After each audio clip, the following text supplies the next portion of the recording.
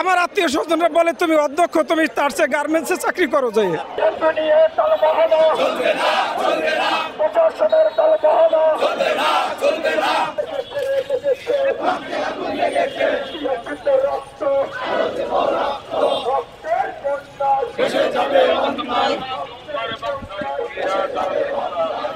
আমরা ৯৯ শিক্ষকবৃন্দ দীর্ঘ ২০ থেকে ২৫ বছর যাবৎ ৯৯ অবস্থায় পাঠদান করে যাচ্ছি। আমাদের বিগত সরকার বিভিন্ন আইন করে, অবৈধ নীতিমালা করে আমাদেরকে এমপি থেকে বিরত রেখেছে। আমরা এই নীতিমালাকে প্রত্যাখ্যান করে এমপি মুক্তির আন্দোলন নিয়ে মাঠে এসেছি। একটা টাকা সরকারের কাছ থেকে বেতন বা প্রণোদনা কোনো কিছুই আমরা পাই না। কি করে আমার ফ্যামিলি চলে বলেন? কি করে আমার বাচ্চাকে আমি দুমুঠো ভাত খাওয়াবো বলেন? আমার বাচ্চা যখন বলে যে বাবা চাচারা কোরবানির মাংস নিয়ে আসে, তুমি কি কখনো বালতি ভরে মাংস আনবা না? তখন আমি কোথায় রাখি আমার জীবন বলেন? আমার মনে চায় এই রাজপথে আমি মরে যাই।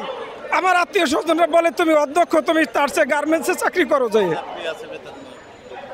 আমার কথা হলো ভাই, আপনাদের মাধ্যমে আমি সরকার বাহাদুরকে বলতে চাই, দয়া করে আমাদের দিকে তাকান, আমাদের নন এমপিও শিক্ষকদের দিকে তাকান।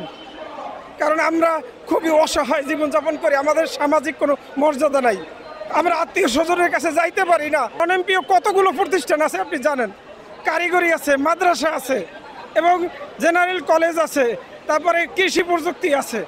সবগুলিকে একাকার করে সরকার এমনভাবে অনুমতি দেয়, কিন্তু আমাদের এমপিও দেয় না। এমপিও দেওয়ার সময় তালবাহানা হয়। গত এপ্রিল মাসের ৭ তারিখ আমাদেরকে ঘোষণা দিয়েছিল যে আপনারা বাড়ি ফিরে যান এবং জুন জুলাই থেকে আপনারা বেতন পাচ্ছেন। এর আগে আমরা দেখেছি আওয়ামী লীগ শাসন আমলে ফ্যাসিস্ট সরকার অর্থাৎ তার পরিবারের যে সদস্যরা ছিল তাদের নামে যে প্রতিষ্ঠানগুলো ছিল তাদেরকে নির্বিঘ্নে আপনার এমপিওকরণ করেছে, এমনকি সরকারিকরণ করেছে। অথচ বছরের পর বছর আমরা এরকমভাবে শিক্ষার্থী তৈরি করছি, আমাদের প্রতিষ্ঠান থেকে অসংখ্য শিক্ষার্থী বেরো যাচ্ছে, আর অথচ আমাদের খালি পেটে বসে আছি। আর খালি প্লেটের মধ্যে খাবার দেওয়া হচ্ছে না, অথচ যে প্লেটটা ভরা তা এই প্লেটের মধ্যে আবারও খাবার দেওয়া হচ্ছে এবং দিনের পর দিন আমরা নিগৃহীতের শিকার।